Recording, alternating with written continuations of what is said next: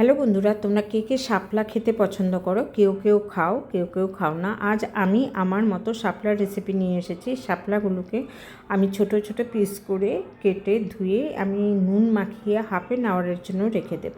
Half an hour পরে দেখব অনেকটা জল ছেড়ে দিয়েছে। প্রচুর জল ছাড়বে, কেন কি এর মধ্যে জল প্রচুর থাকে। এর জন্য নুন মাখিয়ে রাখাটা বহুত জরুরি। আমি হলুদ আর কালো সর্ষে আর কাঁচা লঙ্কা পেস্ট করে নিয়েছি। এবার কড়াইতে আমি সর্ষের তেল গরম হতে দিয়েছি, তার মধ্যে আমি কালো জিরে দিয়ে দিলাম আর দুটো শুকনো লঙ্কা দিয়ে দিয়েছি। যখন ভালো মতো তেলটা হয়ে গেছে, দেখো কিভাবে জল বেরোচ্ছে। আমি জল চিপে চিপে শাপলাগুলোকে দিয়ে দেবো। আমি বারবার হাত দিয়ে দিয়ে জল চিপে চিপে আমি দিচ্ছি। দেখো কেমন জলের কালারটা দেখেছো, কেমন ঘোলা ঘোলা। আমি সবগুলো শাপলা এইভাবেই জল চিপে চিপে দিয়েছি। এই রান্নাতে জলের একদমই প্রয়োজন হয় না। একটু ভাজা ভাজা করব। নুনটা অবশ্যই দেখে নেবে, কেন কি জলের সাথে প্রচুর নুন চলে গেছে। আমি পরে আর একটু দিয়েছিলাম, হলুদ দিয়ে দিলাম।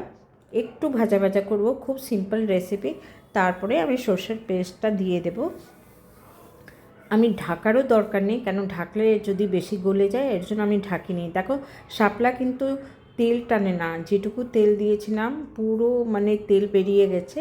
আমার প্রয়োজন মতো সর্ষে আর কাঁচা লঙ্কার পেস্টটা দিয়েছি।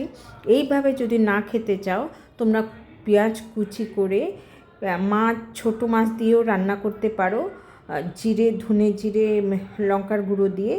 আর নাহলে চিংড়ি মাছ দিয়েও রান্না করতে পারো, কিন্তু আমার এইভাবেই ভালো লাগে।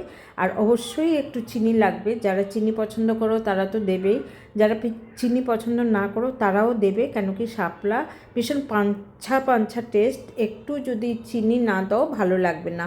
আমার রেসিপি কেমন লাগলো, যদি ভালো লাগে নিশ্চয়ই লাইক, কমেন্ট, শেয়ার করো।